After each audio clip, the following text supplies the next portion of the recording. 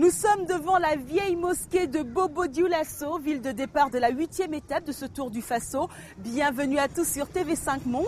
Mais avant de vivre cette étape, revenons sur la course d'hier.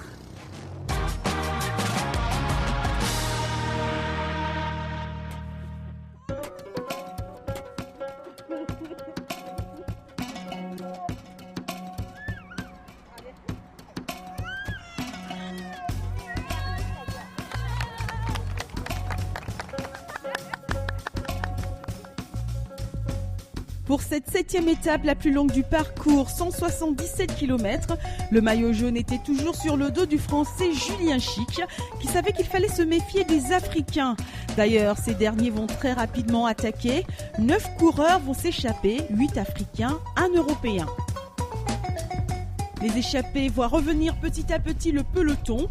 Ils sont rattrapés et d'autres coureurs africains tenteront de multiplier les attaques.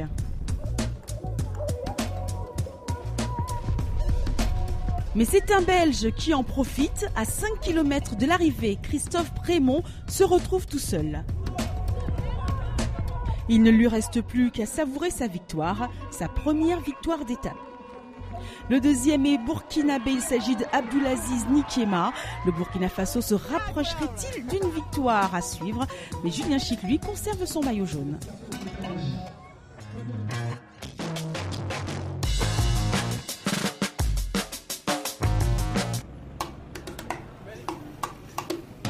Huitième étape du Tour du Faso et toujours pas de victoire africaine. Cette pensée est dans toutes les têtes de cette étape. Bobo Dioulasso passe 124 km 800. Aujourd'hui, je pense à aller devant, partir sur une échappée et creuser un écart de 5 ou 7 minutes sur le peloton. Arriver dans une petite groupe pour gagner la première victoire africaine. Et ce matin, du côté du Sénégal, les calculs sont clairs. Même si ce n'était pas moi, si c'était quelqu'un dans l'équipe, ça serait un rêve extraordinaire. Et les Sénégalais mettent toutes les chances de leur côté, affûtent leurs armes. On refait la même route. Et la course est longue de 128 km.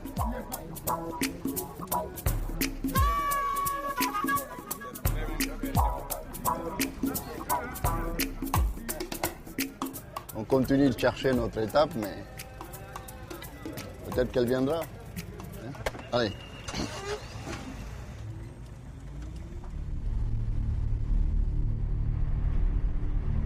Regarde ton rétroviseur, si c'est ouvert un peu, tu le vois. On n'est pas encore au kilomètre zéro. Et dès le départ, les premières attaques fusent. Et le second va être à combien? Avec comme protagonistes les Sénégalais. Je sais que mes gosses, ils en veulent. Ils le prouvent d'ailleurs. Mais l'opposition est tellement forte que pour finaliser, c'est toujours un problème. Les Lions de la Teranga tentent le tout pour le tout et multiplient les attaques et les contre-attaques. C'est une course où on rencontre une opposition plus forte que les autres.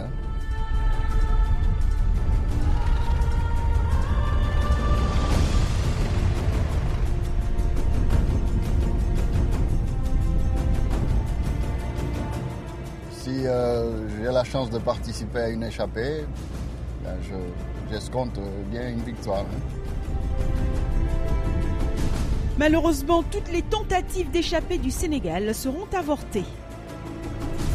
Les Lions lèvent le pied, le peloton n'est pas toujours bien loin.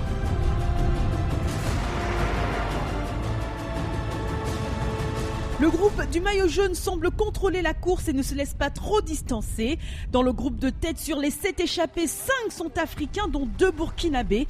Car les hommes intègres cherchent aussi à apporter une première victoire d'étape au continent. Alors si le Sénégal s'est illustré dans la première partie de course, la seconde partie va être palpitante car le Burkina Faso va prendre ses responsabilités.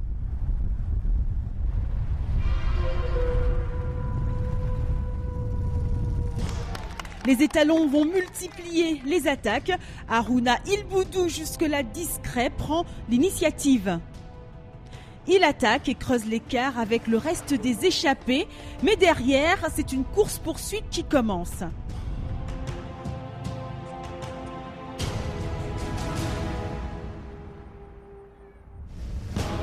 Jusqu'au dernier kilomètre, Haruna Il Boudou se voit déjà apporter cette victoire tant attendue par tout un peuple.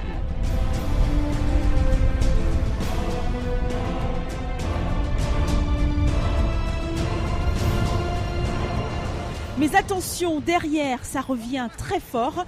Boukari Kagabenga, un autre Burkinabé, tel une fusée, s'extirpe du peloton. Kagabenga offre au Burkina Faso sa première victoire d'étape. Cela n'était plus arrivé depuis 2007.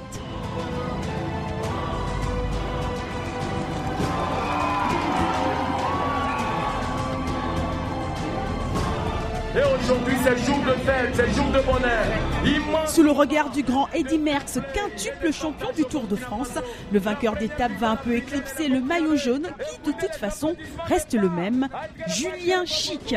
Cette course, qui s'est courue à plus de 42 km/h, a fait gagner à Rasmane Ouedraogo 4 secondes sur le maillot jaune.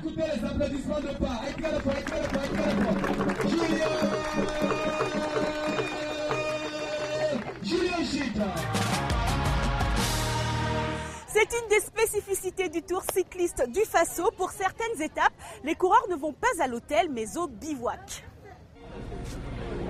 Parc de la mairie de Boromo. Après la 6e étape, les coureurs ont pris possession des lieux. L'organisation a installé un campement par manque d'hébergement dans cette petite localité du centre du pays. Mais attention, c'est aussi tout cela qui fait le charme du Tour. Rien n'est laissé au hasard, le Tour s'organise, on bichonne les vélos.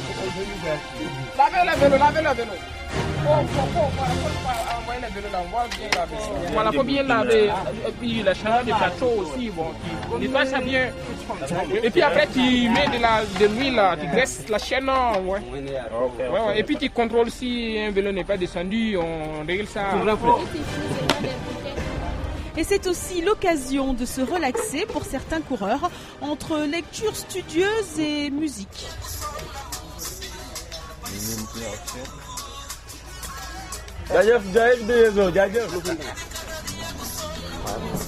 Et puis, le bivouac, c'est aussi l'occasion de se retrouver tous ensemble.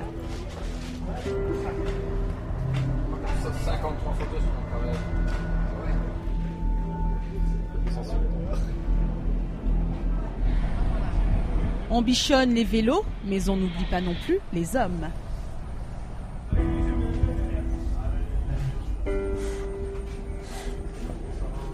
Il fait chaud, hein.